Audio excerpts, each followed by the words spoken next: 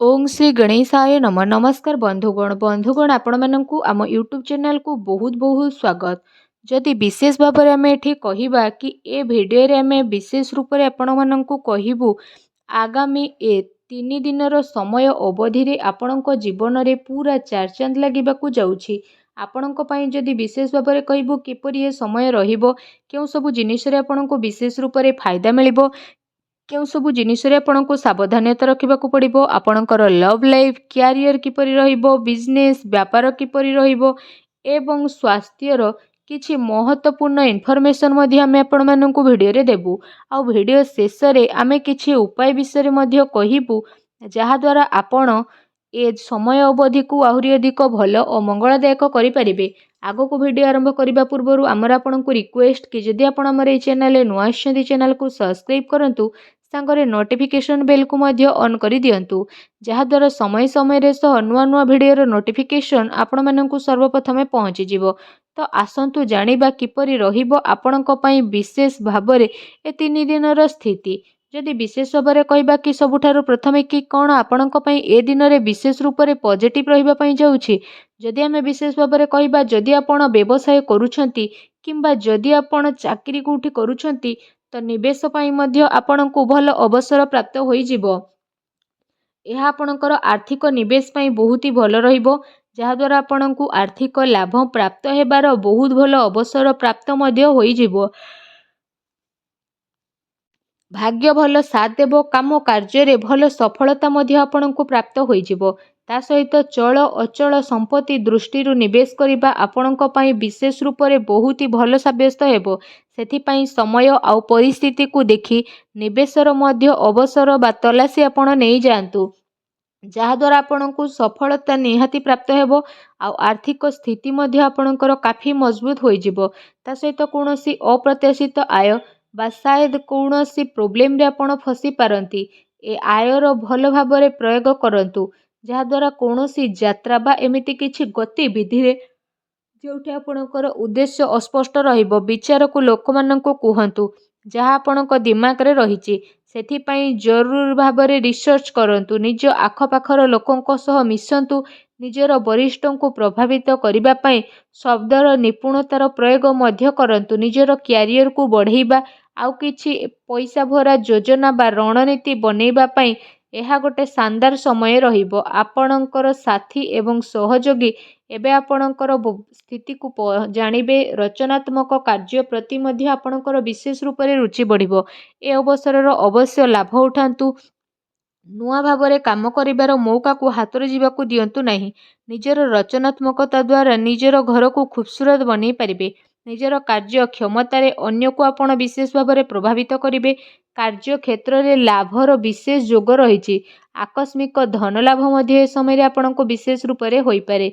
आसंतु जानिबा आपनको पई कोन नेगेटिव रहिबो।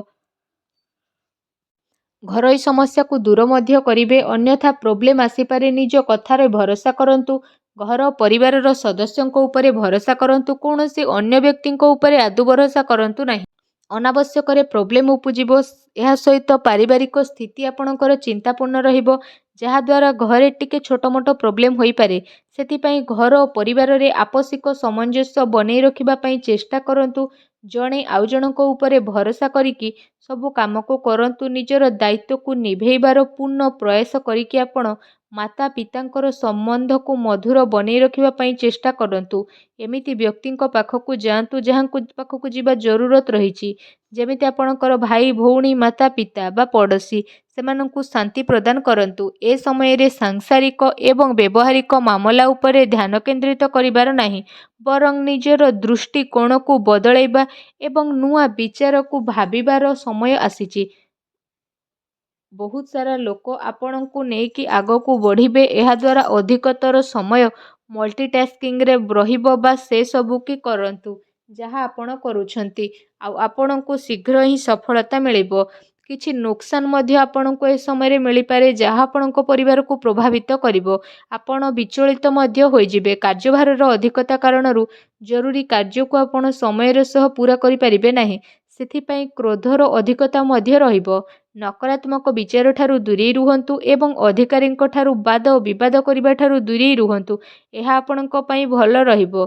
ଆସନ୍ତୁ ଜାଣିବା ଏ ଟାଇମ୍ରେ ଆପଣଙ୍କର ଲଭ୍ ଲାଇଫ୍ କିପରି ରହିବ। ଆପଣଙ୍କୁ ଆପଣଙ୍କର ପ୍ରେମ ଜୀବନରେ ସମ୍ଭାଳିକି ଚାଲିବାର ଆବଶ୍ୟକତା ରହିଛି।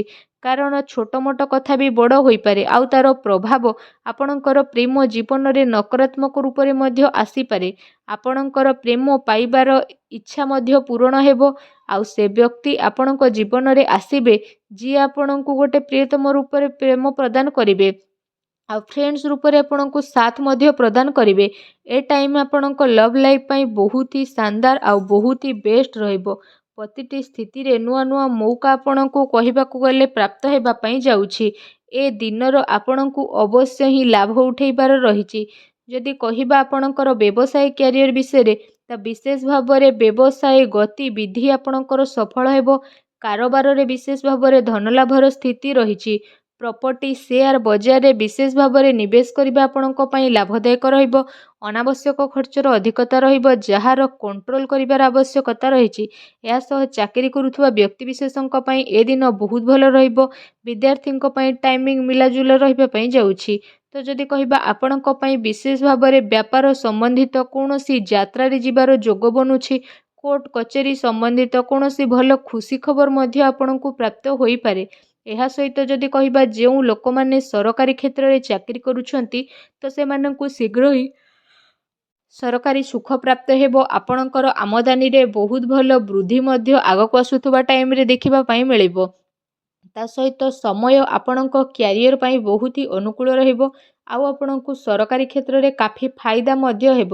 ଆପଣ ଆପଣଙ୍କର କାର୍ଯ୍ୟ ପାଇଁ ସ୍ୱୟଂ ଉପରେ ଭରସା କରିକି ରହିବାକୁ ପଡ଼ିବ। ବେରୋଜଗାରଙ୍କୁ ରୋଜଗାର ନୂଆ ଅବସର ମଧ୍ୟ ପ୍ରାପ୍ତ ହେବ। ବ୍ୟାପାର ଧନ୍ଦାରେ ବହୁତ ଭଲ ଲାଭ ମିଳିବାର ସମ୍ଭାବନା ରହିଛି। କିନ୍ତୁ ଅନାବଶ୍ୟକ ଖର୍ଚ୍ଚର ଯେହେତୁ ଅଧିକତା ରହିବ ତେଣୁ ଟିକେ ସାବଧାନ ରୁହନ୍ତୁ। ଯଦି କହିବା ଏ ସମୟରେ ଆପଣଙ୍କ ସ୍ୱାସ୍ଥ୍ୟ କିପରି ରହିବ ତ ସ୍ୱାସ୍ଥ୍ୟରେ କୌଣସି ପ୍ରକାରର ସ୍ୱାସ୍ଥ୍ୟ ରିଲେଟେଡ୍ ଗମ୍ଭୀର ସମସ୍ୟାର ସାମ୍ନା କରିବା ପାଇଁ ବିଶେଷ ରୂପରେ ପଡ଼ିପାରେ।